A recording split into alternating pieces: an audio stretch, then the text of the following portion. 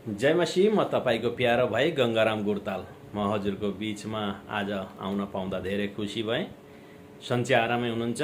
हामी पनि एकदम सन्चै आरामै छौँ। खुसी लाग्यो।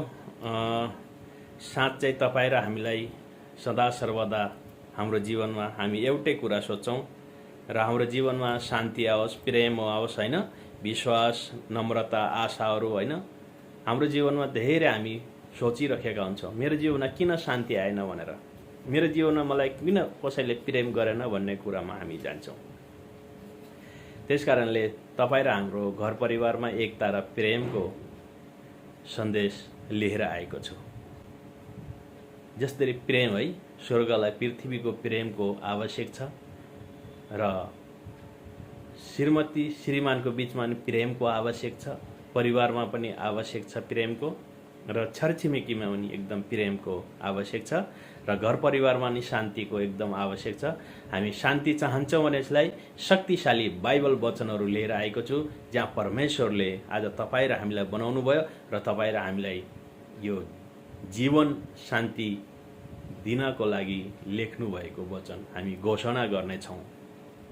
सुरुमा भनेको के छ भनेपछि मत्तीको पुस्तक 22:37 उहाँले तिनलाई भन्नुभयो, तैले परम प्रभु आफ्नो परमेश्वरलाई आफ्नो सारा हृदयले र आफ्नो सारा प्राणले र आफ्नो सारा समझले प्रेम गर्नु।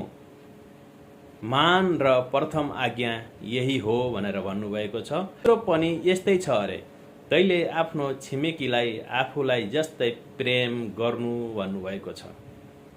उहाँले भन्न, शान्ति म तिमीसँग छोडी राख्छु, म आफ्नो शान्ति तिमीहरूलाई दिन्छु। संसारले दिए जस्तो म तिमीहरूलाई दिँदैन। तिमीहरूको हृदय व्याकुल नहोस् र भयभीत नहोस् भनेर बाइबलको वचनले भन्छ। एकदम हेर्नु, सोच्नु पर्ने, व्याकुल र भयभीत नहोस् भनेर भन्नुभएको छ। अब क्षमाको बारेमा, क्षमा हामी दिन सक्ने छोराछोरी बन्नुपर्छ, क्षमा लिने पनि छोराछोरी बन्न सक्नुपर्छ हाम्रो। त्यही हुनाले येशूले भन्नुभयो, हे पिता, यिनीहरूलाई क्षमा गर्नुहोस्, किनकि यिनीहरूले के गर्दछन् सो जान्दैनन्। अनि तिनीहरूले उहाँको वस्त्र भाग गरेर चिट्टा हाले। प्रेम, अब शान्ति और क्षमा हामीले सुन्यौँ, है। अब नम्रता, हामीले विश्वास, नम्रताको साथ विश्वास पनि हाम्रो जीवनमा हुनुपर्छ। बाइबलको वचनले भन्छ, किनभने परमेश्वरले संसारलाई यस्तो प्रेम गर्नुभयो कि उहाँले आफ्नो एक मात्र पुत्र दिनुभयो, ताकि उहाँमाथि विश्वास गर्ने कोही पनि नाश नहोस्। हालेलुया। त्यो पनि धेरै आवश्यक छ। अब तपाईँ र हाम्रो जीवनमा नम्रता पनि हुनुपर्छ। तिमीहरूका बिचमा यस्तो हुने छैन, तर जो तिमीहरूमा ठुलो हुने इच्छा गर्छ त्यो तिनीहरूको सेवक हुनुपर्छ, है। नम्रता, तपाईँ र हामी ठुलो छौँ भनेर भन्छौँ भनेदेखिलाई, म ठुलो भनेर भन्नुहुन्छ भने त्यहाँ कहिले पनि नम्रता आउँदैन, त्यहाँ कहिले क्षमा पनि हुँदैन।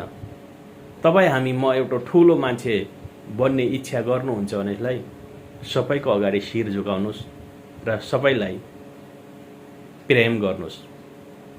प्रधानमन्त्रीले गरिब जनताको अगाडि शिर झुकाउँछ जब वो ठुलो बन्न सक्यो। आज तपाईँ र हामी पनि ठुलो बन्ने इच्छा गर्छौँ भने हामी पनि नम्रता भएर अगाडि बढ्न सिकौँ। आशाको सन्देश, तपाईँको जीवनमा आशा छ कि छैन? पक्का होला, नहुने कुरा छैन, होइन। आशा भएको हुनाले हामी हरेक दिन आशा छ, जब परमेश्वरप्रति हामी आशा भरोसा राख्छौँ। हरेक बिहान भन्छौँ, हे सबै थाकेका र बोझले दबिएका हो, म कहाँ आओ, म तिमीहरूलाई विश्राम दिनेछु भनेर बाइबल वचनले भन्छ।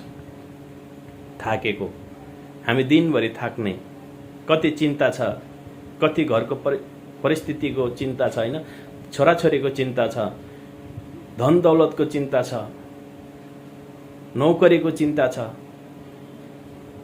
भोजनको चिन्ता छ, हरेक चिन्ता छ, म तिमीलाई शान्ति दिनेछु भन्नुभएको छ। फोकस हाम्रो लक्ष्य छैन भनेसीलाई हाम्रो जीवनमा शान्ति पनि आउँदैन। येशूले तिनलाई भन्नुभयो, बाटो, सत्य र जीवन म नै हुँ, मद्वारा बाहेक कोही पनि पिता कहाँ आउन सक्दैन। पिता कहाँ जानको लागि एउटो बीचमा प्रभु येशूलाई अपनाउनु आवश्यक छ। कारणले बाइबलको वचनले भन्छ, रोज प्रत्येक दिन तपाईँ घोषणा गर्नुहोस्, तपाईँको आशा, तपाईँको भरोसा, तपाईँको सोच विचार सबै परमेश्वरमा राखिदिनुहोस् र बाटो, सत्य र जीवन वही परमेश्वर हुनुहुन्छ।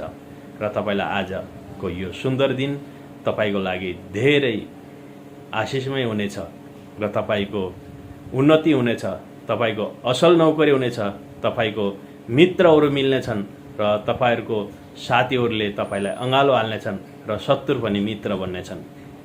हरेक दिन तपाईँले यो वचनलाई घोषणा गर्नुहोस्। यो वचन तपाईँको लागि धेरै आशिषमय हुनेछ।